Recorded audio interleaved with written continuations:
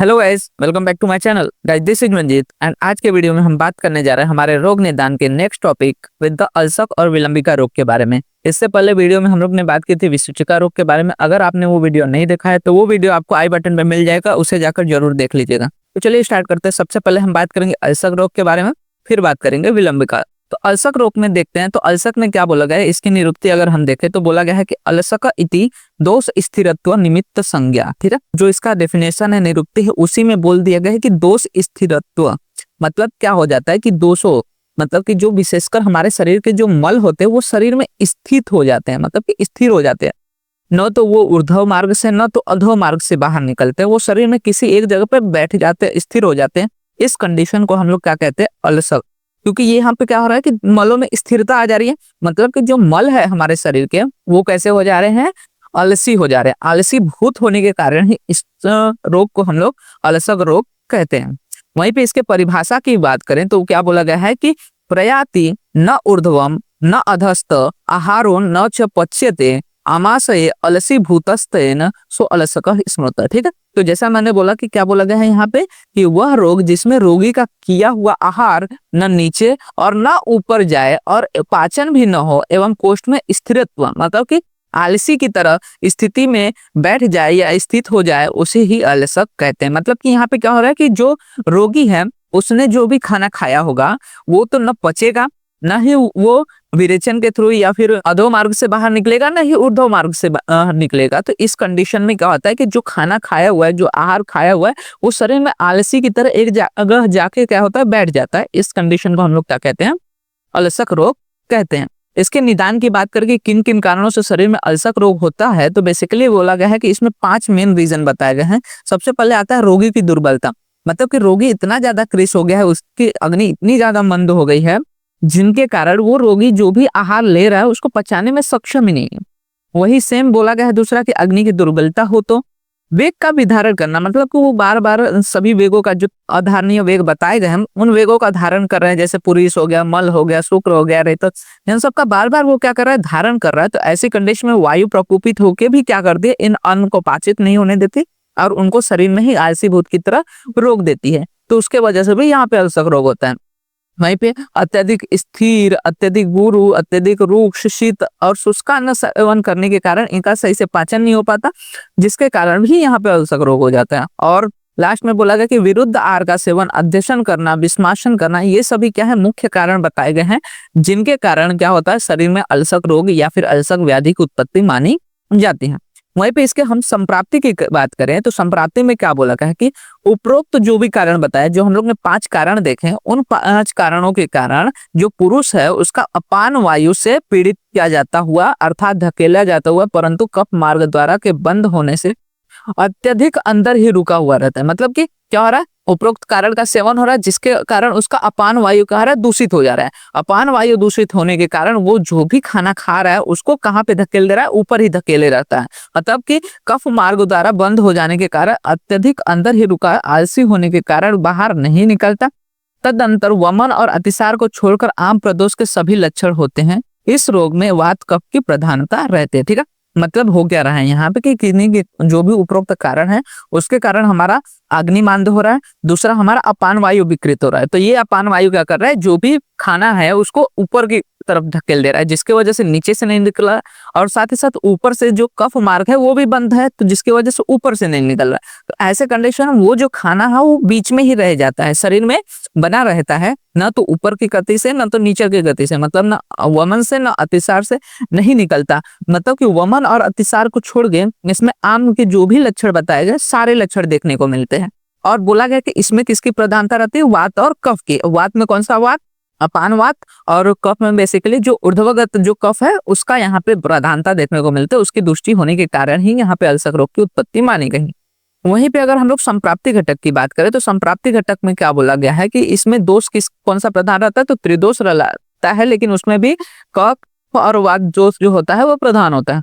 दुष्ट की बात करें तो अन्न और पुरुष की दृष्टि हो रही है। ऑफकोर्स अन्न का पाचन सही से नहीं हो रहा है और पुरुष का भेदन या फिर वो बाहर नहीं निकल रहा है, तो यहाँ पे अन्न और पुरुष दोनों की दृष्टि देखने को मिले। स्रोतस की बात करें तो अन्नवा पुरुषवा स्रोतस में यह दृष्टि उत्पन्न हो रही है। स्रोत दृष्टि में संग हो रहा है, जो भी खाना खाया वो एक जगह जाके बैठ जा रहा है, संग हो रहा है उसका। अग्निमंदता होगी ऑफ कोर्स, तभी तो यहाँ पे आम की निर्मित हो रही है। और साथ ही साथ अधिष्ठान की बात करें तो अधिष्ठान इसका आमाशय है। स्वभाव में आशुकारी स्वभाव का होता है। और खाद्य साध्यता की बात करें तो कष्ट साध्य या फिर असाध्य भी हो सकता है। क्यों? क्योंकि दूसरे जो व्याधि होते हैं या फिर जब आम सिर्फ हुआ रहता है तो उसको हम लोग वमन या विरेचन के द्वारा बाहर निकाल देते हैं, लेकिन इसमें क्या हो रहा है कि ये बाहर ही नहीं निकल रहा है, जिसके वजह से यहाँ पे क्या हो रहा है, कष्टप्रद व्याधि उत्पन्न हो रही है। ठीक है, तो ये सारी चीजों की वजह से ही ये क्या हो जाए, कष्ट साध्य या फिर असाध्य माना जा सकता है। वहीं पे इसके लक्षण की बात करें कि किन किन कारणों से या फिर ये जो कारण है जिनके कारण यहाँ पे हमें अल्सर व्याधि देखने को मिल रही है, तो उसमें जो रोगी रहेगा उसके द्वारा क्या क्या लक्षण आपको बताए जाएंगे, मतलब कि जब आपके पास रोगी आएगा तो क्या क्या लक्षण आपको बताएगा वो। तो क्या बोला गया है कि भुक्त आहार ऊर्ध्वता, छर्दी या फिर अदत्त अतिसार के स्वरूप से बाहर नहीं निकलता, इस भुक्त आहार का अग्नि द्वारा पाचन भी नहीं होता, यह भुक्त अन्न आमाशय में आलसी व्यक्ति के समान पड़ा रहता है। ठीक है, तो जो व्यक्ति आएगा वो बोलेगा पेट भारी भारी है, मतलब कि वो क्या है, जो भी आहार खाया वो पेट में ही है, आमाशय में ही उसी तरह से पड़ा हुआ है, न तो उसको वोमिटिंग हो रही होगी, न तो ही नीचे मार्ग से मतलब कि पुरुष भी नहीं निकल रहा होगा। तो ये सारी चीजें वो बोलेगा आपसे। उसके बाद क्या बोल रहा है कि यहाँ पे यह रोग विशेष करके दुर्बल, मंदाग्नि और वात मूत्र पुरुष एवं मल आदि का विधारण करने वाले व्यक्ति को होता है। ठीक है, जैसा कि हम लोग ने इसके निदान में ही देखा कि जो व्यक्ति दुर्बल रहेगा, जिसकी अग्नि मंद रहेगी या फिर जो वेगों का विधारण कर रहा होगा, उसमें ये अल्सर व्याधि बहुत ज्यादा प्रेडोमिनेटली देखने को मिल सकती है। वहीं पे आगे बोला गया है, इसमें भुक्त आहार वायु एवं कफ द्वारा अवरोधित होने से आमाशय में गतिहीन होता है। ठीक है, वायु जो है अधो मार्ग से इसको अवरोधित करती है, कफ जो ऊर्ध्व मार्ग से, तो न अधो से न उद्धव से निकलता है, इसी कारण ये गतिहीन होकर आमाशय में स्थित रहता है। वातादि दोषों द्वारा गति देने का प्रयत्न किया जाने पर भी वह शल्य के समान स्थिर ही रहता है, मतलब कि अगर इसको हम लोग प्रवृत्त भी करें, कोई द्रव्य दे के विरेचन कराने की कोशिश करे, वमन कराने की कोशिश करे, तो भी ये बहुत जल्दी निकलता नहीं है। इसके बाद बोला गया कष्ट कारक शूल आदि विकारों को निर्माण करता है। ये शरीर में क्या होता है, अल्सर की भांति पड़ा रहता है और आम विष की तरह ये क्या करता है, उदर में शूल की निर्मित करता है, मतलब उदर में शूल का निर्माण करता है। दोषों की स्थिरता के कारण छर्दी अथवा अतिसार से ये विकार उत्पन्न नहीं होता। और साथ ही साथ बोला गया है कि अल्सर रोग में उदर में आधमान उत्पन्न होता है। अब क्या हो रहा है कि अल्सर जो है उसमें क्या हो रहा है कि आहार हमारे आमाशय में पड़ा हुआ है, तो इसके कारण वहां पे आधमान ये कंडीशन देखने को मिल सकती है। साथ ही साथ बोला गया कि तमह प्रवेश अर्थात आंखों के सामने अंधेरा छा जाना, अवरोध के कारण वायु को ऊर्ध्व गति प्राप्त होने से अपान तथा मल की प्रवृत्ति होती ही नहीं है। तो ये सारी चीजें देखने को मिलते हैं, मतलब कि दो चीज छोड़ के, वमन और अतिसार छोड़ के आम के जितने भी लक्षण कहे गए हैं वो सभी लक्षण हमें कहाँ पे देखने को मिलते हैं, अल्सर व्याधि में देखने को मिल सकते हैं। वहीं पे हम लोग बात करेंगे इसकी एक प्रवृद्धा अवस्था होती है जिसको हम लोग कहते हैं दंड अल्सर। ठीक है, मतलब कि अल्सर तो है लेकिन अल्सर ही जब और भी प्रवृद्ध हो जाती है तो उसको हम लोग बोलते हैं दंड अल्सर। तो इसमें क्या बोला गया है कि अग्निमांद्य के कारण अन्न का विपाक होने से आम उत्पन्न होता है। ठीक है, मतलब कि अग्निमांद्य है ऑफकोर्स यहाँ पे, जिसके कारण आम उत्पन्न हो रहा है। यह आम गुद या मुख मार्ग से शरीर के बाहर न निकल पाने से कोष में ही संचित होकर रहता है। अत्यधिक प्रमाण में दूषित हुए वातादि दोषों से यह आम रस वाहिनी द्वारा सर्वी शरीर में फैल जाता है। अभी तक क्या था, जो अल्सर कंडीशन थी उसमें जो आम था वो कहाँ पे बना था, आमाशय में। लेकिन जब और प्रवृद्धावस्था आती है तो वातादि दोषों के कारण ये जो आम है रस वाहिनियों द्वारा पूरे शरीर में फैल जाता है। पहले तो सिर्फ आमाशय में बना हुआ था जिसको हम लोग ने अल्सर कहते हैं। जब ये पूरे शरीर में फैल जाता है रस वाहिनियों द्वारा तो वहां पे जो कंडीशन निर्माण होती है उसको हम लोग क्या बोलते हैं, दंड अल्सर। अब बोला गया है सार्वदैहिक संचित आम से शरीर दंडवत कठिन हो जाता है, मतलब कि जैसे दंड होता है, लकड़ी का कोई भी डंडा होता है, वो जिस तरह से कठिन रहता है वैसे ही आम पूरे शरीर में फैल के शरीर को भी क्या कर देता है, दंडवत कठिन कर देता है। इस तरह से शरीर में उत्पन्न दंडवत काठिन्य की अवस्था को ही हम लोग दंड अल्सर कहते हैं। ठीक है, मतलब कि जब ये अल्सर की कंडीशन और प्रवृद्ध हो जाती है, रस वाहिनियों से पूरे शरीर में फैल जाती है और उसके कारण शरीर दंड जैसा बन जाता है, तो उस कंडीशन को ही हम लोग दंड अल्सर कहते हैं। इस कंडीशन में क्या होता है कि जो पुरुष होता है या फिर जो रोगी होता है उसका पूरा शरीर क्या होता है, एकदम कठिन हो जाता है, दंड के भांति, न तो अच्छे से मूवमेंट देखने को मिलते। तो ये सारे कंडीशन की वजह से ही इसको हम लोग ने दंड अल्सर ये व्याधि कहा। तो यहाँ तक हम लोग ने देख लिया अल्सर व्याधि के बारे में। आगे हम बात करेंगे विसूचिका व्याधि की। तो विसूचिका व्याधि में सबसे पहले उसके निरुक्ति की बात करेंगे। तो निरुक्ति में क्या बोला गया है, या मध्य एव दोषान विलंबयति सा विलंबक। ठीक है। मतलब कि जिस व्याधि में मल मूत्र अपान वायु आदि दोष स्वरूप में उदर प्रदेश में रुक जाते हैं उसे विलंबिका कहते हैं। इसमें भी क्या हो रहा है कि मल मूत्र अपान वायु क्या है, ये उदर प्रदेश में ही रुक जाते हैं। मतलब कि सेम अल्सर की तरह है, लेकिन ये उससे भी थोड़ी प्रवृत्त अवस्था है और यह रोग क्या बोला गया है, कष्ट साध्य होता है।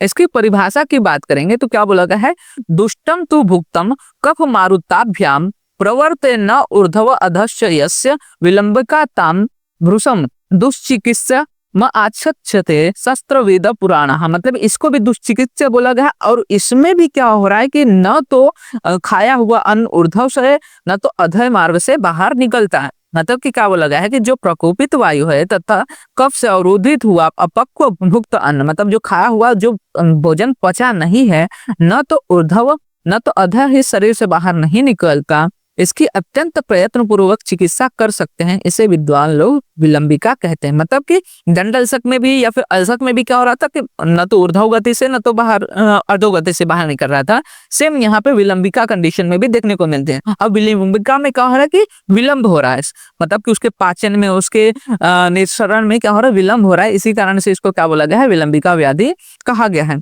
आगे क्या बोला गया है इसके लक्षण में कि आम शरीर के जिस स्थान में जाता है वहां स्थान संशय करके विविध आमज विकार उत्पन्न करता है। पहले से उत्पन्न हुए लक्षणों के साथ आम संश्लिष्ट हो जाए तो ये लक्षणों अधिक बलवान हो जाते हैं। ठीक है, मतलब कि ये जो आम शरीर में रुक गया है विलंबिका व्याधि में, वो क्या होता है शरीर में जहां जहां जाएगा रसवाहिनी स्रोतों द्वारा, तो वहां पे क्या करेगा, विलंबिका व्याधि उत्पन्न करते हैं वहां पे आमज विकार उत्पन्न करेगा, क्योंकि ये जो आम है उस शरीर में जाके उस स्थान में जाके स्थान में संश्रय करके वहां पे जो पहले से ही लक्षण होंगे आम के उसको और ज्यादा प्रवृद्ध कर देता है, मतलब और भी लक्षणों को अच्छा बना देता है, बलवान बना देता है।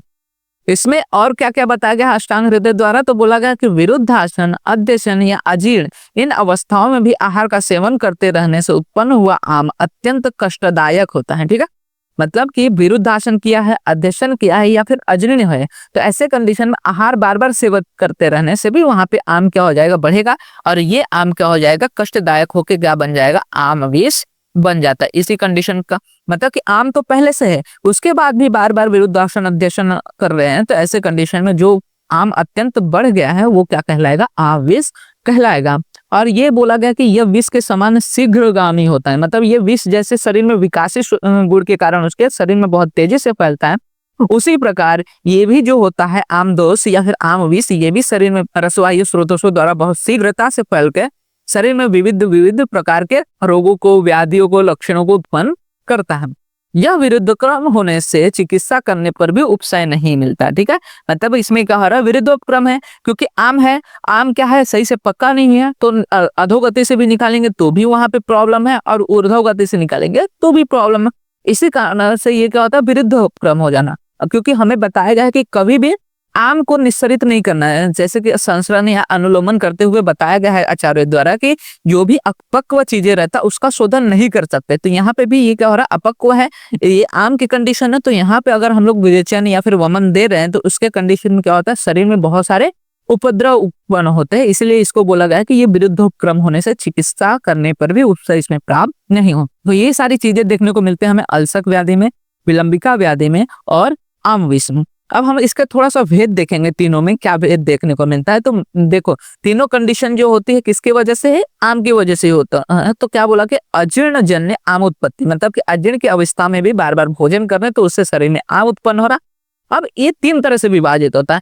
आम जब ये आमाशय में स्थिर रहता है तो आम तथा दोषों की स्थिरता से अतिसार या छर्दी नहीं होती, परंतु अन्न क्षोभ से उदर शूल की उत्पत्ति होती है। ठीक है, तो इस कंडीशन को हम लोग क्या बोलते हैं, अल्सक कहते हैं। ठीक है, मतलब क्या बोला गया है, याद रखने का, दोनों में विलंबिका अल्सक में कभी कभी कंफ्यूजन होता है। तो यहाँ पे ये कंफ्यूजन कैसे पता चलेगा कि जब उदर स्थूल की उत्पत्ति होती है तो उसको हम लोग क्या बोल देते हैं, अल्सक, क्योंकि विलंबिका में भी क्या हो रहा है, ऊपर से ना नीचे से प्रवृत्त नहीं हो रहा है। तो ऐसे कंडीशन में यहाँ पे जब उदरशूल रहेगा तो वो अल्सक हो जाएगा।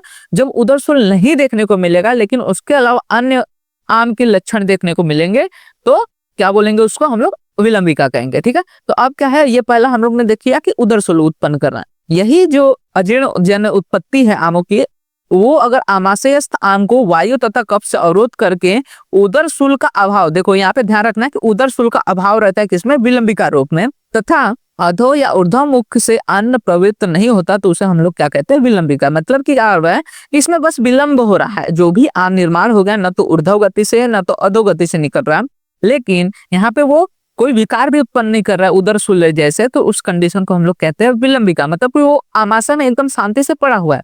वहीं पे जो तीसरी कंडीशन आती है, इसमें क्या होता है कि आम तो उत्पन्न हुआ है, इस आम के कारण वात प्रधान त्रिदोष का प्रकोप होता है, जिसके कारण ये आमाशय से रसव स्रोतों द्वारा आम दोष का सार्वदैहिक प्रसार होता है। मतलब पूरे शरीर में ये क्या होता है, स्रोतों के द्वारा, रसव स्रोतों के द्वारा पूरे शरीर में फैल जाता है। गात्र में आमा अवरोध से वात प्रकोप होकर सूचितोद्भूत वेदना का प्रादुर्भाव होता है। ठीक है, आम के अवरोध से पूरे शरीर में ये फैल रहा है, तो जहां जहां ये वात के प्रकोप के कारण हो रहा है, तो जहां जहां ये आम जाता है वहां पे तोदवत वेदना होती है। और इसके कारण सार्वदैहिक आम तथा सभी धातुओं में जल का वायु द्वारा कोष्ठ में अपकर्षण होता है, जिसके कारण मुख मार्ग से छर्दी और गुद मार्ग से द्रवमल प्रवृत्ति होती है। ठीक है, तो याद रखो, अल्सक और विलंबिका में दोनों लक्षण नहीं थे, ना तो छर्दी हो रही थी ना तो विरेचन हो रहा था। लेकिन जो विसूचिका रोग है, यहाँ पे सबसे मेन दो चीज है। विसूचिका नाम से क्या पता रहता है कि सूचीबद्ध वेदना, तो यहाँ पे जो कंडीशन है विसूचिका में, इसमें तोदवत वेदना देखने को मिलते हैं, जो कि अल्सक और विलंबिका में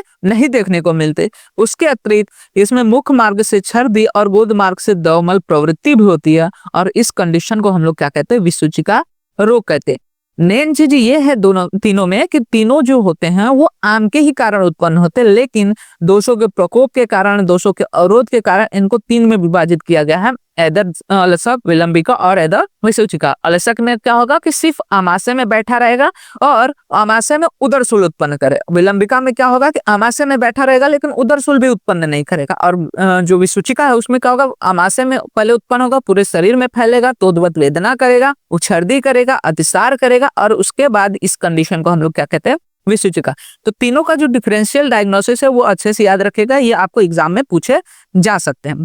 तो होप आपको तीनों चीजें रिलेटेड टू द विसूचिका रोग, विलंबिका रोग और अल्सक रोग क्लियर हो गई होंगे। अगर आपने विसूचिका रोग का वीडियो नहीं देखा है तो उसको आप पहले देख लीजिए, जिससे आपको और ज्यादा ये चीजें क्या हो जाएंगे, क्लियर हो जाएंगे। और लेकिन तीनों का जो निदान है, जो हेतु है, वो तीनों कंडीशन में सेम ही देखने को मिलती है। ठीक है, तो होप आपको सारी चीजें related to this topic clear हो गई होंगे। अगर कोई डाउट रहता है तो आप कमेंट सेक्शन में मेंशन कर सकते हैं, मैं ट्राई करूंगा कि फर्दर वीडियोस में उसको क्लियर कर सकूं। साथ ही साथ चैनल को सब्सक्राइब कर लीजिएगा, क्योंकि इसी तरह के और भी फर्दर वीडियोस इस चैनल पे अपलोड होते रहेंगे, तो जिनका नोटिफिकेशन आपको मिल सके। एंड आप हमारे इंस्टाग्राम एंड टेलीग्राम हैंडल को भी फॉलो कर सकते हैं, जहां पे आपको वीडियोस रिलेटेड, नोट्स रिलेटेड, साथ ही साथ बीएमएस रिलेटेड जो भी एनसीएम एमओएचएस अपडेट्स रहते हैं वो प्रोवाइड हो जाते हैं, जिनका लिंक आपको वीडियो के डिस्क्रिप्शन में अवेल हो जाएगा। एंड वीडियो अच्छा लगा हो तो वीडियो को लाइक एंड शेयर करना मत भूलिएगा।